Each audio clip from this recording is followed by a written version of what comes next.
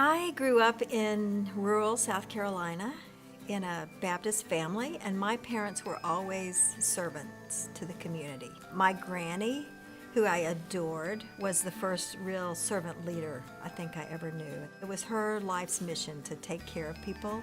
By the time I was in high school, I was looking at helping. I was a starry-eyed teenager who wanted to help people. My mom, when she was working, was an operating room nurse.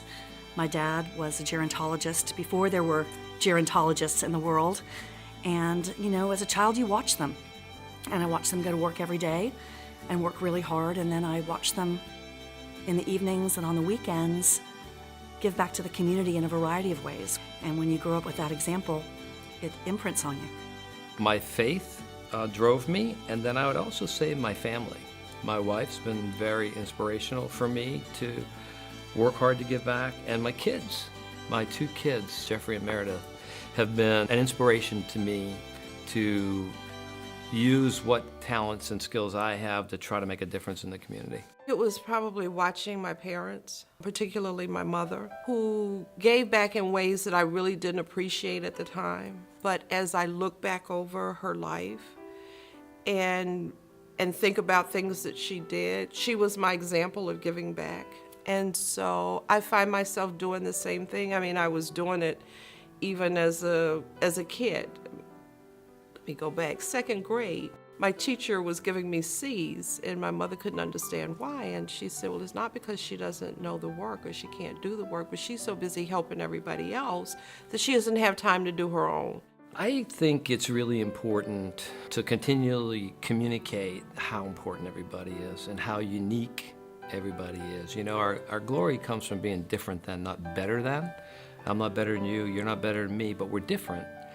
And I think if we can understand that and understand what our gifts and talents are that we've been given, and then work to improve on those skills and be the person you're capable of becoming as opposed to the person you are, then our entire community gets lifted up.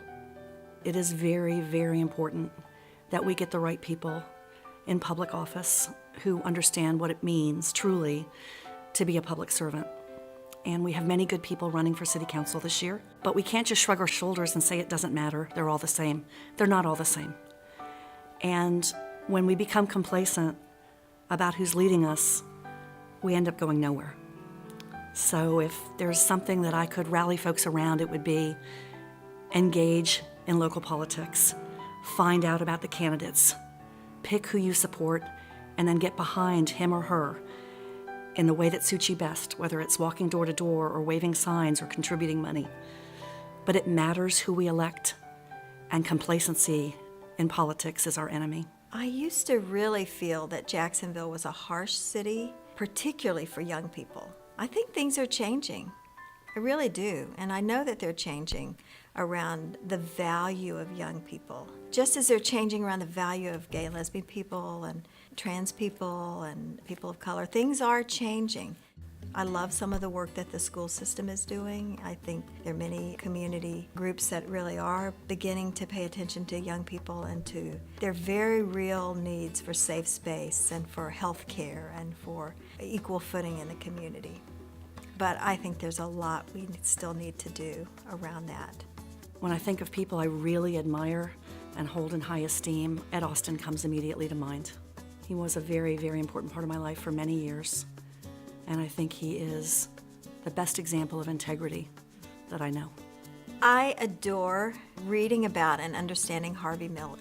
Harvey Milk was a true leader in the LGBT movement. He talked about coming out and that gay people must come out. That's what he said, gay people must come out because people have to know who we are. I've learned from that that's really important for me to say I'm a lesbian mom, I'm a lesbian wife, and that's a part of who I am. It's important for people to know that. Otherwise, some of the folks I encounter through the day may think, I don't know any gay people, when actually they do. And the other thing Harvey Milk talks about is hope, that we have to give people hope. And from where I sit, working on issues of human difference and human rights, You know, it's important for people who feel like they don't have rights and they aren't acknowledged or they don't have equal place and equal footing in the community. It's important for them to have hope that we're getting there, that we are moving in that direction. My heroes and sheroes are the women and men and children who were involved in the civil rights movement. More so locally, even though there were people that I looked up to nationally, and certainly that's where, you know, the energy was coming from, but there were people just in my neighborhood, there were people right in my church, in my school, who were involved, who were fighting for individual rights, for civil rights. And I'm just amazed at the things that they did and the sacrifices that they made. And I think they propelled me just by their living and by their example to do the things that I do today.